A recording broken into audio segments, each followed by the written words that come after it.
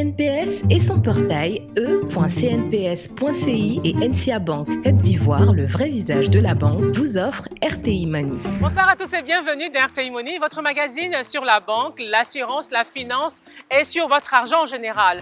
Au sommaire de RTI Money, cette semaine, notre grand reportage qui s'intéresse au marché des cosmétiques Made in Côte d'Ivoire. Comment sont organisés les acteurs de ce secteur? Où trouvent-ils les intrants pour la fabrication de leurs produits? Quels sont les bons plans pour développer leur business face aux marques internationales? On vous dit tout ce qu'il y a à savoir sur ce marché en plein essor. Et puis, dans notre rubrique Money Time, on décrit pour vous la notion de mutuelle d'assurance. Et pour finir, retrouvez-moi en fin d'émission avec le grand acteur-réalisateur Olivier Kissita. On parlera d'argent, le sien et celui du cinéma. Il nous dira tout sans faux fuyant. Mais d'abord, commençons par le marché des cosmétiques Made in Côte d'Ivoire qui connaît un essor ces dernières années, aussi bien pour les intrants destinés à la production locale que pour les produits finis. Soins de visage, soins corporels, soins pour les cheveux, les marques locales proposent des gammes de produits variés, naturels, traditionnels et ou bio. Mais à quel prix? Qui sont les acteurs de ce marché? Quelles sont les matières premières à la mode? Où se fournissent les fabricants? Combien faut-il pour se lancer? Voici pour vous le filon des cosmétiques 100% ivoiriens, le grand reportage de cette édition. Derrière ces murs, une discrète villa, la vitrine d'une marque locale de cosmétiques, l'une des plus en vue sur le marché ivoirien de la beauté et des soins de la peau. Arlette, t'as fini? Faut vraiment, tu vois, il faut vraiment qu'on commence, que tu commences à vraiment remplir. Oui, madame, c'est ce que je partais faire. Maïmouna Koulibaly a créé cette marque il y a un peu plus de 2 ans. Après avoir débuté par la vente en ligne, elle a décidé de passer à la vitesse supérieure. L'entrepreneur vient d'ouvrir cet espace d'exposition et de vente. Coût de l'investissement, plus de 10 millions de francs CFA. Pour rentabiliser, elle organise ce jour-là une journée porte ouverte pour séduire une nouvelle clientèle. On est en train d'aménager un espace test parce que c'est très important en fait que le client puisse sentir, toucher. Chez nous, on travaille beaucoup avec les plantes aromatiques comme la menthe, le thym, la lycée et autres. Donc c'est important en fait l'odorat, sentir, toucher, tester sur la peau. C'est très très important surtout en cosmétique naturelle.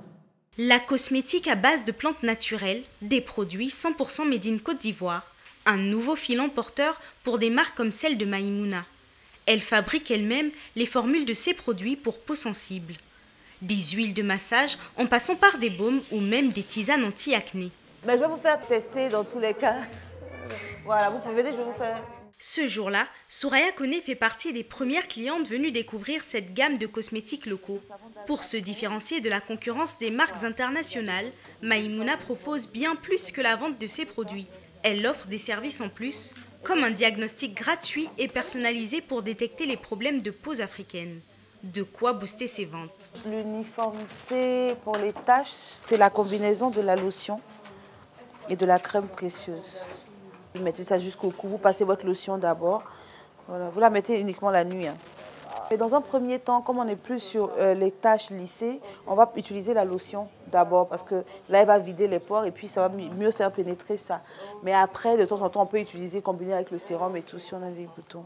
Soraya, la cliente, s'est laissée convaincre. Montant de ses achats du jour, 20 700 francs CFA. J'ai découvert la marque il y a peu, donc les produits locaux et tout, c'est il y a à peu près 2-3 mois que je suis vraiment à fond dessus. Donc en effet, j'ai un budget moyen de 15 000 francs. Je me dis, j'essaie de tester des produits intéressants. Et j'avoue que j'ai vraiment cette préférence pour les produits locaux. Donc j'essaie de switcher en fait des produits internationaux qu'on connaît tous, qu'on trouve en pharmacie, vers des produits made in Côte d'Ivoire. Le panier moyen pour une personne, on va dire, c'est 28 000. 28 000, ça correspond à une gamme complète de visage. Ça, c'est une gamme qui va durer environ 2 mois, voilà, 2 mois et demi pour la cliente. Donc finalement, en termes de prix, c'est assez avantageux. Jouer sur le bon rapport qualité-prix, une stratégie adoptée par de nombreuses marques pour s'imposer sur le marché local de la cosmétique ivoirienne. Un marché qui commence à avoir une clientèle fidèle. C'est des parfums et des huiles, il suffit de pomper et puis vous voyez l'aspect que ça donne à ma peau, ce petit aspect brillant, shiny, et puis ça sent bon. Lala Meïta n'est pas seulement une grosse consommatrice de cosmétiques locales. C'est aussi une influenceuse qui tient un blog sur lequel elle teste et conseille les produits de son armada de marques. J'ai une sphère d'influence. Je suis connue. Au lieu d'être connue pour porter des marques étrangères, j'ai décidé de porter en majorité des marques africaines. Vraiment, je privilégie ce qui est près de moi. C'est pas grave si c'est cher. C'est normal que ce soit plus cher. Parce que la demande n'est pas encore supérieure à l'offre. Lorsque ce sera le cas, ils pourront s'industrialiser quasiment. Ils n'auront plus les mêmes prix que lorsqu'ils sont simples artisans. Ce jour-là, Lala a rendez-vous pour aller tester des produits de l'une des marques pionnières de ce marché en Côte d'Ivoire. Une de celles utilisant des matières premières locales qui ont le vent en poupe. Il y a beaucoup de nouvelles matières premières. Le quinquiliba, le savon noir, le savon blanc. On a tout ce qui est huile de palmiste, très à la mode aussi. On a tout ce qui est citronnelle. On va vraiment chercher jusque dans les plantes en fait. Ce que les anciens, les matrones utilisaient. Vraiment aujourd'hui la jeunesse a compris que ce sont des produits, il faut juste arriver à les doser. On peut dire que oui, pour l'instant c'est une niche, mais je prévois un grand avenir quand même. Lala vient rencontrer ici Sarah Ferjani, la cofondatrice d'une marque de cosmétiques ivoirienne déjà présente dans plusieurs pays de la sous-région. Alors, qu'est-ce que tu as pour moi aujourd'hui? Eh bien, comme tu as déjà pas mal des produits cheveux, tu as l'huile pousse-pousse, tu as le shampoing, tu as le spray. Donc, justement, pour alterner, tu as l'après-shampoing avec tes locks, tes tresses, et ce sera facile à utiliser. Maintenant, dans tes soins, on a le masque protéiné. C'est un peu comme une mayonnaise. Et ça va être bien justement quand tu défais tes locks. Ça, c'est parfait. C'est à base de beurre de cacao aussi. Et d'hibiscus. Lala va très vite dépasser son budget mensuel en produits cosmétiques qui est de 15 000 francs CFA. Combien vous dois-je, madame? Le masque, il est à 5 000, ça nous fait 17 500. Le démêlant, il est à 6 000. 17 500 plus 6 000, 23 000. 23 500, 6 500. Ça fait 30 000. Je pense que ça vaut le coup, oui, parce que j'ai pris quand même 6 produits. Je prends habituellement, comme je disais tout à l'heure, 2 ou 3. Là, j'en ai pris 6, donc c'est normal que ça fasse 2 fois mon budget. Donc là, j'en ai pour au moins 6 mois. On va voir ce que ça va donner. Alors, merci. Ok. Sa cliente partie, Sarah nous emmène dans son atelier de production. Une pièce d'habitude interdite aux visiteurs, car elle veut à tout prix protéger ses secrets de fabrication. Des recettes concoctées par la cofondatrice de cette marque. Si elle s'est lancée dans ce business, c'est faute d'avoir pu trouver sur le marché des cosmétiques adaptés aux spécificités des clientes africaines. Comme nous-mêmes, justement, on faisait des recettes qui nous plaisaient à nous, on s'est dit pourquoi toujours aller au supermarché, acheter des produits qui ne s'identifient pas vraiment à nous parce qu'ils se focalisent sur une clientèle qui est en général caucasienne, alors qu'on est africaine, on est ouest-africaine. On n'a pas les mêmes types de cheveux, on n'a pas les mêmes peaux. C'est un peu cette frustration aussi qui nous a poussé à mettre en avant notre projet. Et c'est comme ça que quand on a commencé, au lieu de se contenter de juste 1 ou 2 produits, comme font la plupart des startups, nous, on a commencé avec des gammes complètes. Et ça, de ce côté, c'était quelque chose d'assez novateur. S'imposer d'emblée comme une marque locale capable de rivaliser avec la concurrence des marques internationales. C'est le positionnement choisi par Sarah au lancement de sa gamme en 2014. 6 ans plus tard, elle fabrique ici une vingtaine de produits pour le visage, les cheveux et le corps. Des produits déjà vendus dans 3 pays de l'Afrique de l'Ouest. Ce côté-là, c'est l'espace stockage des matières premières. Donc, on a par exemple des poudres, on a des huiles. Ça, par exemple, c'est différentes huiles que l'on utilise. Comme certains ingrédients africains ont déjà été récupérés par les marques internationales, Sarah propose de nouvelles matières premières naturelles pour innover et continuer à se différencier sur ce marché.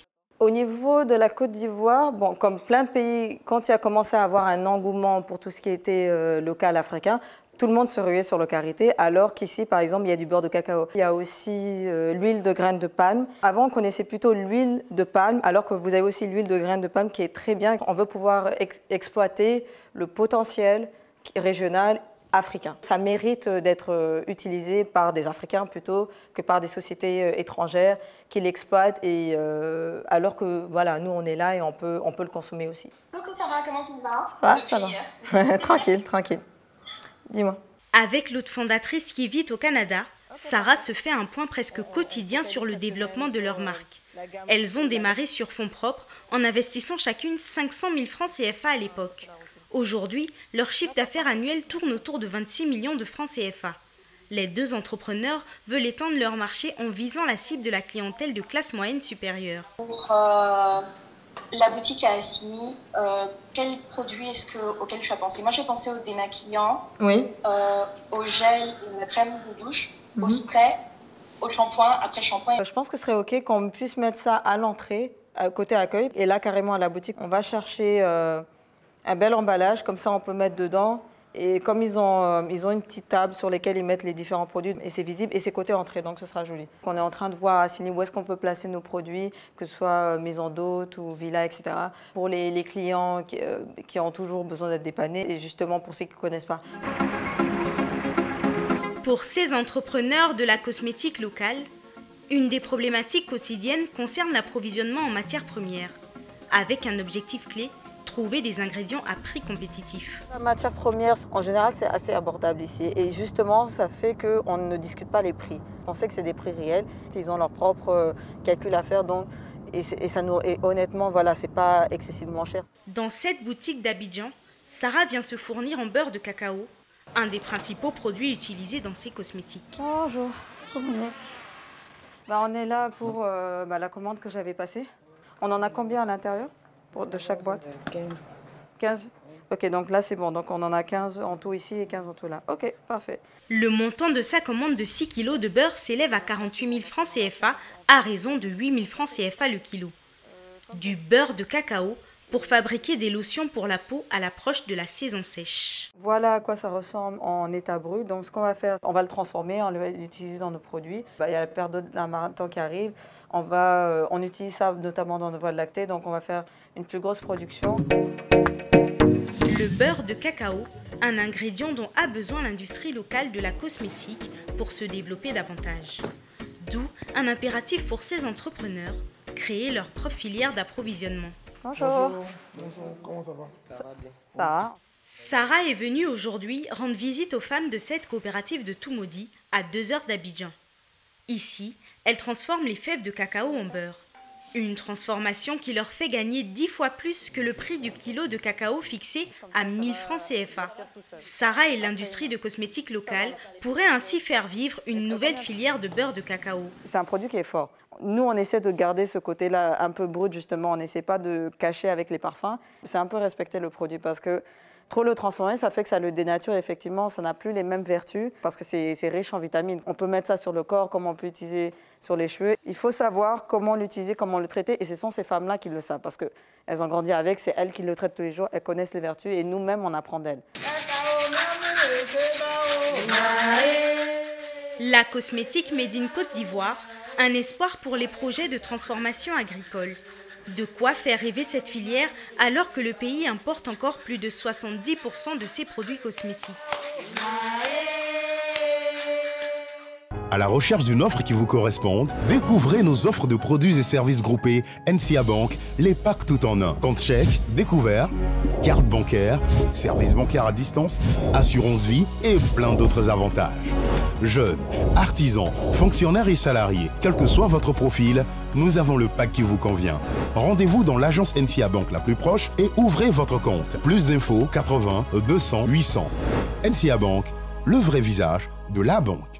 C'est la suite d'RTI Money avec dans quelques instants l'invité cash. Et cette semaine, j'ai rencontré pour vous Olivier Kissita, célèbre acteur entre autres de la série originale Cacao et réalisateur d'un moyen métrage. Avec lui, nous avons parlé de son rapport à l'argent, de cette nouvelle vie de réalisateur et de l'industrie du cinéma en général. Mais avant cet entretien, voici notre rubrique Money Time qui nous emmène ce soir à la découverte des mutuelles d'assurance. Regardez.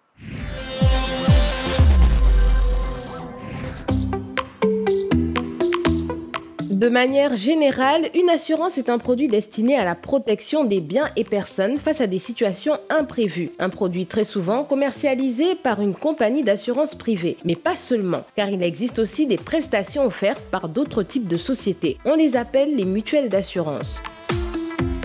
Une mutuelle ou société mutualiste est à la base un organisme à but non lucratif, ce qui signifie qu'il n'a pas pour ambition de faire de l'argent ou des bénéfices. Les assurances mutualistes cherchent plutôt à résoudre les problèmes sociaux que pourraient rencontrer ses membres et adhérents. Leur activité s'articule autour des notions de prévoyance, de solidarité et d'entraide. Leur domaine de prédilection, la santé et la prévoyance sociale.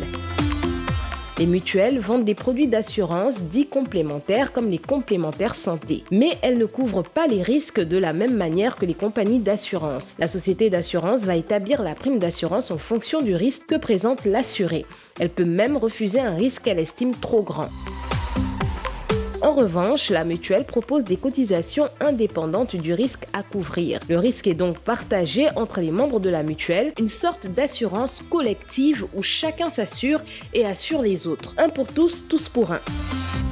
Le secteur de la mutualité est plutôt bien animé en Côte d'Ivoire. L'autorité ivoirienne de régulation de la mutualité sociale, AIRMS, compte à ce jour 35 mutuelles immatriculées pour une population couverte estimée à environ 1 500 000 bénéficiaires. Les cotisations récoltées par ces mutuelles en 2018 s'établissaient à plus de 51 milliards de francs CFA.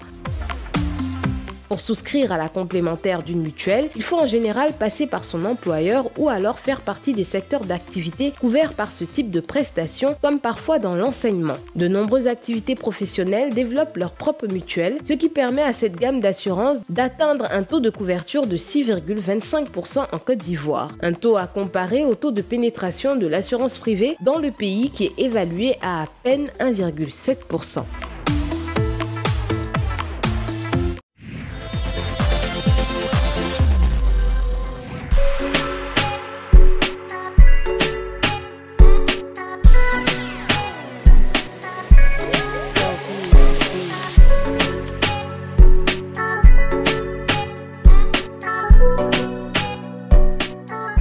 C'est l'acteur le plus en vue du moment, mais il est aussi réalisateur. Il est connu pour son rôle campé du fils d'Esva dans la série Cacao.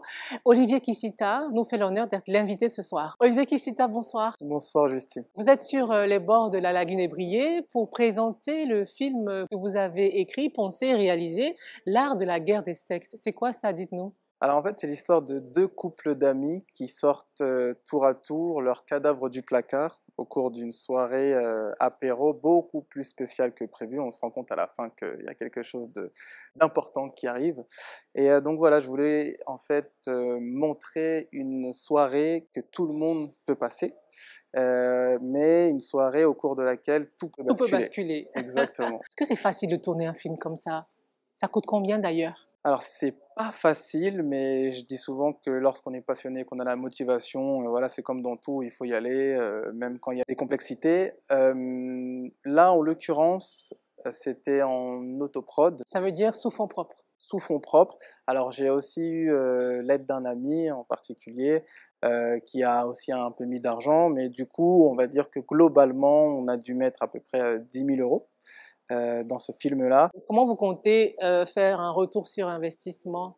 Disons que je ne suis pas un bon élève à ce niveau-là, je dirais. Juste avant ça, j'avais réalisé un long métrage pour lequel j'ai mis au moins 33 000 euros. J'ai fait 2 ans de tournage. Dès que j'avais une entrée, je la mettais directement dans le processus de création, et effectivement on se rend compte très vite que les producteurs, donc les boîtes de production, les directeurs de production ne mettent jamais c'est jamais à fonds propres, c'est toujours basé sur des subventions, c'est toujours basé sur des systèmes de financement. On a des grandes institutions en France, il y a beaucoup d'institutions qui donnent de l'argent. Et en fait, moi, ce film aussi, c'était en autoproduction. Donc, c'est vrai que c'est... C'est quoi, vous avez trop d'argent? C'est pour ça que vous autoproduisez vos films? Ah, si vous saviez, j'aimerais être aussi riche qu'Anthony Desva, mais malheureusement, je ne le suis pas. Mais comment ça se fait? Vous n'avez pas le temps de faire ce travail-là? Il n'y a pas d'équipe derrière qui s'occupe de rentabiliser tout ça? Voilà, en fait, c'est ça. En règle générale, les gens, lorsqu'ils font un film, ils ont une boîte de production, ils ont des directeurs de production, des gens qui sont chargés pour aller chercher les subventions. Donc, on a des institutions, on a des chaînes qui sont là, qui donnent de l'argent plusieurs fois, des fois par an, quoi, qui ont une enveloppe pour ça. Mais ce qui est sûr, c'est que lorsqu'on ne représente pas une grande boîte de production, qu'on n'a pas des gens connus autour de nous, c'est toujours plus difficile d'avoir accès au financement et tout. Donc, plutôt que d'attendre, je préfère à chaque fois y aller, et dès que je peux un peu mettre de l'argent, ce sont des sacrifices. Mais voilà, je trouve que c'est pour la bonne cause. Comment on se fait de l'argent dans cette affaire? Est-ce que vous préférez être acteur ou réalisateur? Alors, dans le domaine de l'audiovisuel, il y a beaucoup d'argent. Ça, c'est sûr, le showbiz, etc., il y a beaucoup d'argent. Maintenant, à mon niveau, en ce moment, ce qui me rapporte le plus, c'est mon métier de comédien. C'est avec ça que j'ai la chance de vivre, quoi. Donc, les projets dans lesquels je joue, les séries, il y a aussi la publicité qui rapporte bien en France. Maintenant, il faut quand même réussir à avoir les rôles. Donc, il y a toute une mécanique, et les castings, répondre à des annonces, aller taper aux portes, etc. Et puis, j'ai mon travail avec mon agent aussi. Vous avez été lancé par la grosse série originale Cacao. Vous avez campé le rôle de Anthony Desva. On imagine beaucoup de choses. Est-ce que c'est vrai? Est-ce que vous avez gagné beaucoup d'argent? Dites-nous. Alors, sur cette série-là, par mois, j'étais entre 2000 et 2005, si je me souviens bien. On m'a payé par mois, ce qui est plutôt rare en fait dans le métier, parce que en règle générale, c'est par cachet. Un cachet, c'est un nombre d'heures par jour. Et donc là, effectivement, j'étais bien en dessous du barème français. Du barème français. Il est à combien? Donc le cachet, on peut dire que le cachet donc par jour, tu peux commencer vers les 400 €.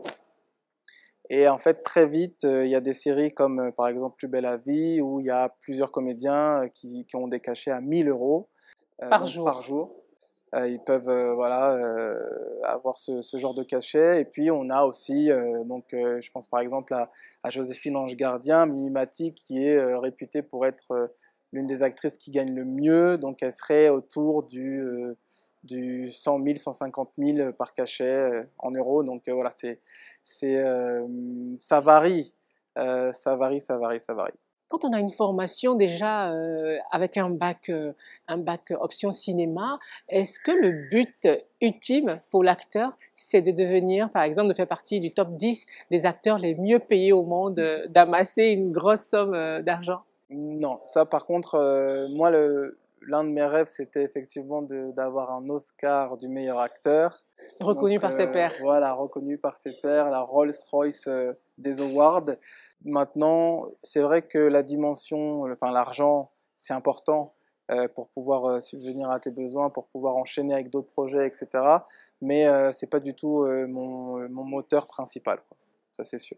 Parlons à présent d'une question assez épineuse, la question du droit à l'image. Est-ce qu'en tant que réalisateur ou acteur, c'est quelque chose qui vous tient à cœur? Vous signez des contrats avant de commencer à travailler? C'est quelque chose de crucial. Et en fait, dans les deux cas, c'est très important, pour les deux parties. Premièrement, effectivement, pour protéger ses droits, pour valoriser ses droits. Et deuxièmement, surtout en termes d'investissement. Lorsqu'il y a un contrat, lorsqu'il y a une trace écrite, lorsqu'il y a signature, il y a beaucoup plus d'investissement, c'est beaucoup plus sérieux que lorsqu'il n'y a rien du tout. Ça paraît évident, mais en fait, il y a une réelle différence. Et oui, en fait, sans contrat, il y a plein d'histoires que tout le monde connaît, mais ça peut très vite mal se passer. Comment vous voyez dans les 5 à 10 années à venir? Dans 10 ans, j'ai mon studio d'enregistrement où je fais mes films, où tout le monde peut venir faire ces films avec mes décors, avec une grande boîte de production. Et dans 5 ans, j'ai fini la saison 2 d'une grande série sur laquelle je travaille en ce moment. On vous souhaite d'être le futur Tyler Perry. Oh, avec grand plaisir, merci beaucoup. Olivier Kissita, merci d'avoir répondu aux questions de RTI Money. Merci à vous, Justine, merci beaucoup. RTI Money, c'est terminé. Merci de l'avoir suivi. Je vous souhaite une agréable soirée. On se dit à la semaine prochaine pour une nouvelle édition de votre magazine sur la banque, les assurances et les finances. Bonsoir. La CNPS et son portail e.cnps.ci et NCA Bank Côte d'Ivoire, le vrai visage de la banque, vous ont offert RTI Money.